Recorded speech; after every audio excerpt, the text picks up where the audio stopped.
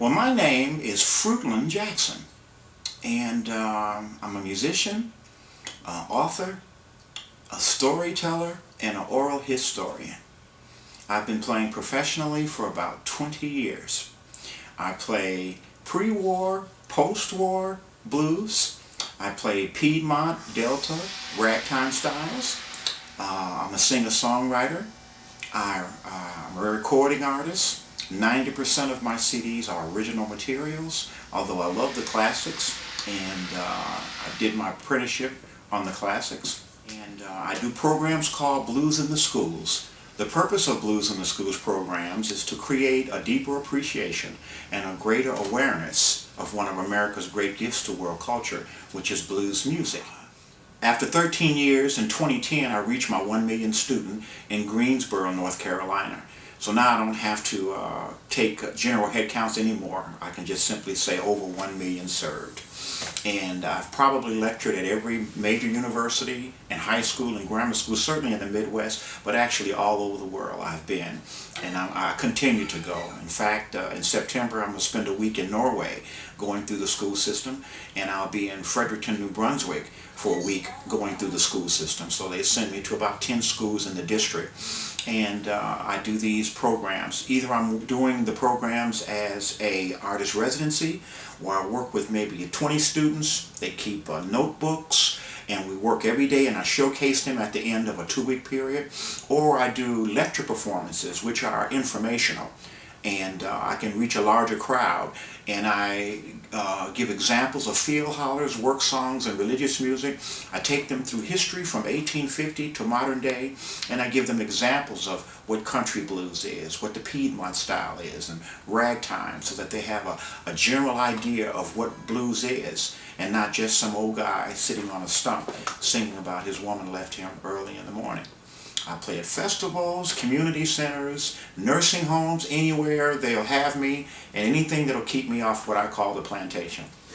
A 9 to 5. And that's what I do. I've traveled all over the world. I've been to Durban, South Africa. I was there last year at the festival. I've been to Russia, 5 cities there, Iceland, certainly Europe a bunch of times, and Canada is almost a second home. And people love the music everywhere I go. I'm strictly acoustic. I play a little banjo, a little mandolin, a little ukulele, a little dulcimer, and but my primary guitar is the instrument is the acoustic guitar, and a little rack harp, and a kazoo, or a poor man's saxophone. Well, yeah, I try to stay busy and figure out what I can what I can do next. I'm a storyteller, and I pick creatures or characters that overcome obstacles, because I believe therein lies the blues. Like the little frog who wanted to be a singer, but only the birds were allowed to sing in this particular jungle. Or Stewball, the farm horse that was matched against 2 of the fastest thoroughbreds in Europe. Stewball ran against a white horse named Molly and a black stallion named Old Wild Bill. But what made Stewball so special? The horse was blind. And then there's the life and legend of Robert Johnson, and what really happened at the crossroads. You know, they say what happens at the crossroads stays at the crossroads. But on his 100th birthday in 2011, I published a CD with the story on it, done with sound effects and voiceovers. The crossroads, they turned my voice, almost sounded like Darth Vader, and I had to be the devil part. And the legend that surrounds him, I sort of went into took artistic license, after I put out a bunch of facts, and then I took license with it. And so I like to do storytelling. When I go to schools, especially with blues in schools, K through 3rd, they don't really care when W.C. Handy was born. They don't have a head for all those dates. They like to hear music. They like the boogie woogie. Okay, and so I use stories, and I have a program called Singing the Blues with Stories. And that's when I'll tell the story, and it has music in it, and I expose them to the rhythms and the shuffles and all the stuff. Or I'll say, this is what we call country blues, and I'll play country blues. Or this is what we call city blues. And that sort of starts to get them into it. They all have a sense of the blues. They've heard that Kraft macaroni and cheese commercial. I got the Blue Box Blues. So they all kind of have a sense of what it is, and I just try to crystallize it and do little workshops and have question and answer so that they can kind of get a better understanding. Nobody ever takes the time to talk to them about music in general, but certainly the blues.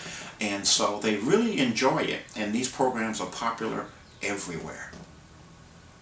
So how do you think the blues is changing with all these generations that you've been teaching?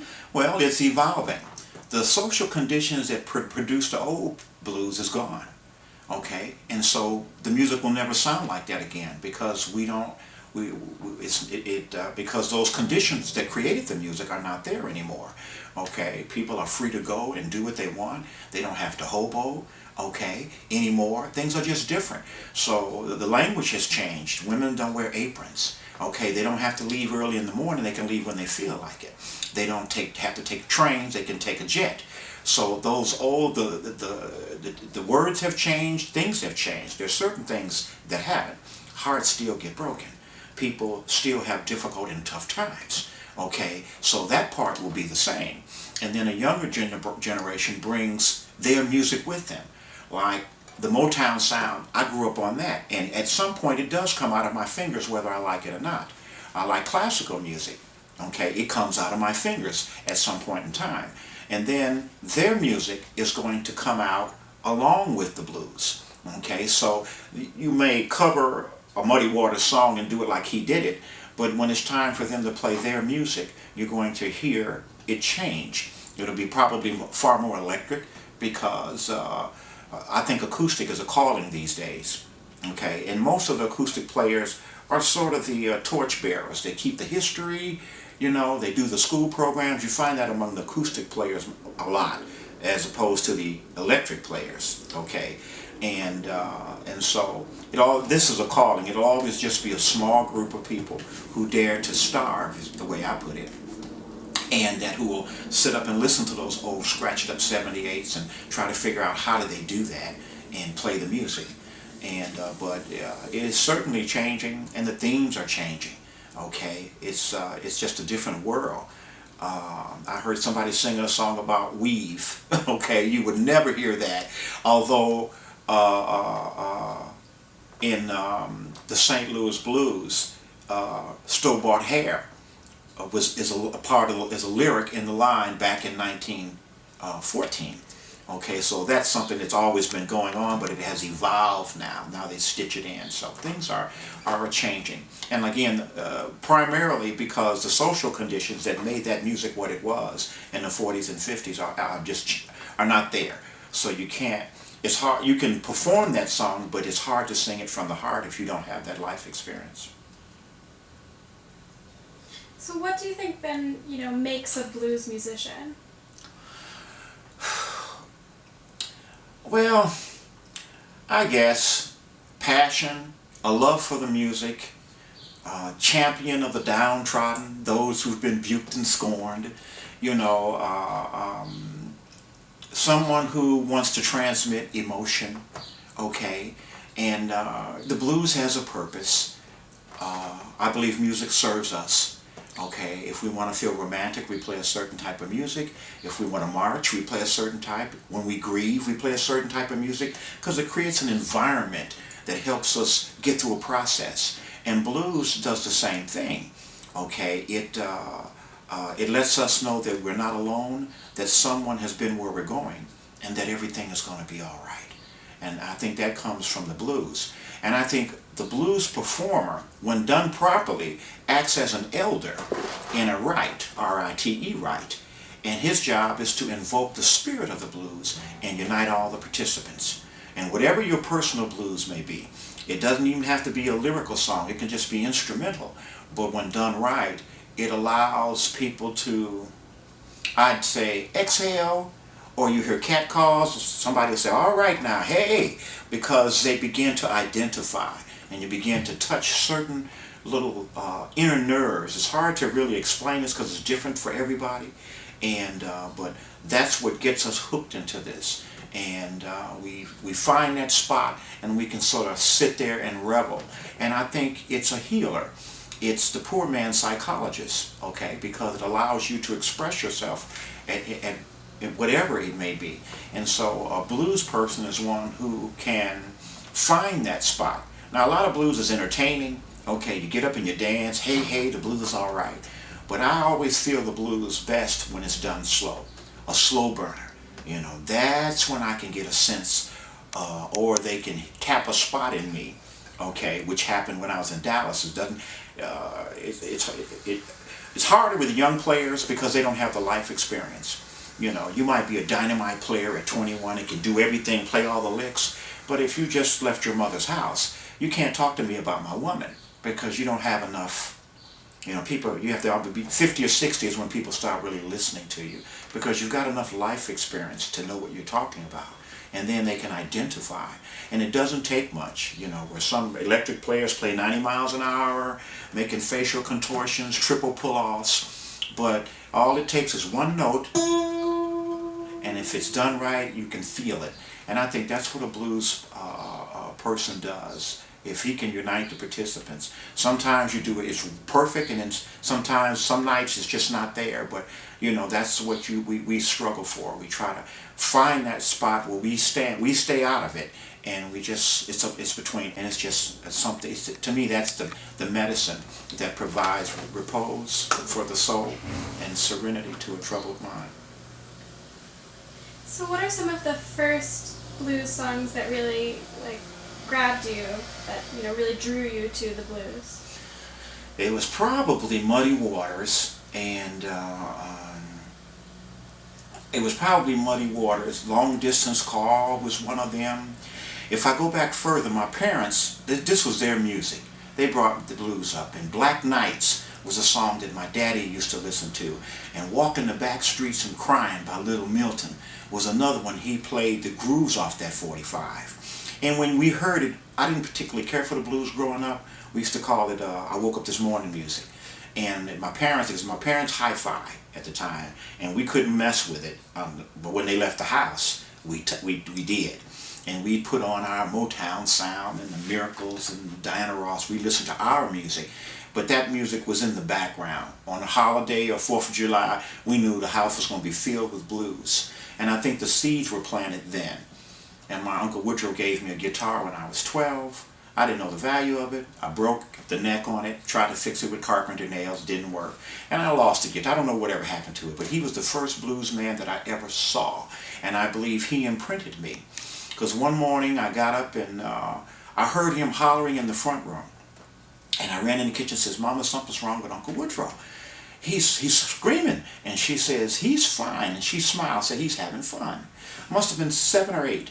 I creeped into the front room and got down on my knees and peeped behind the couch, and I looked at him. And he had one of these old amplifiers where you have to wait 5 minutes for the red light to come on. A twangy guitar, wife beater t-shirt, a half a pint of whatever he liked, and he was singing the blues. And I think that's when I got zapped. I got imprinted. I should have ran for my life. And I peeped out and I watched him. And I said, "He's having fun?" And little did I know that years later that I would find my way to the blues. Okay, I started listening to Andre Segovia,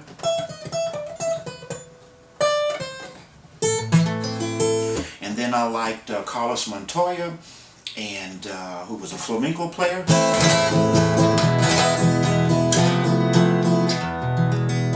and then Jose Feliciano, and then I was playing a lot of folk music like Elton John. It's a little bit funny, this feeling inside. And sometimes around 1974, 75, I got hit with the blues. Hit me like a ton of bricks. And I was listening to, Doc Ferris would come on the radio out of the University of Mississippi. And that's when I started listening to all that old stuff, and I don't know why it appealed to me, because they didn't have the aesthetic of R&B and this sweet voice hitting middle C. These guys sound like they drank sand, 8 quarters. And it wasn't about the beauty in the voice, it was about what they were saying, and it was the playing. And I sort of got drawn into that. Then I moved back to Mississippi, and I really got deep. I moved down to Biloxi, and And that's when it really just took me over. And then I decided I wanted to play. And my daughter had graduated from college. Me and my old lady were about to dissolve our marriage. And I was sitting up there saying, I got laid off. I was working at McDonnell Douglas, which I hated. This was in St. Louis. Okay. And I just tried, what am I going to do now? And I looked at that guitar, and I really wasn't good at all. I really couldn't play a complete song. And I said, I wonder. And I said, I'm too old to be pipe dreaming. If I do this, I'm going to have to give it my everything. I'm going to have to really dive in. And which I did. And after about a year, I saw a pathway where I could pull it off and I could make it. And I ran into a woman named Mary Feldman who was doing blues in the schools in Charleston, South Carolina. And I went down there. And that was sort of a boot camp for me. And I was able to put together programs with teaching standards. And learned how to play. I actually started learning how to play, and the people were patient, and the reviewers were kind when I put out my first music. They were very kind to me because, you know, when I scoring when I listened to my early stuff. And I was able to make it, and that's, you know, that sort of brought me along.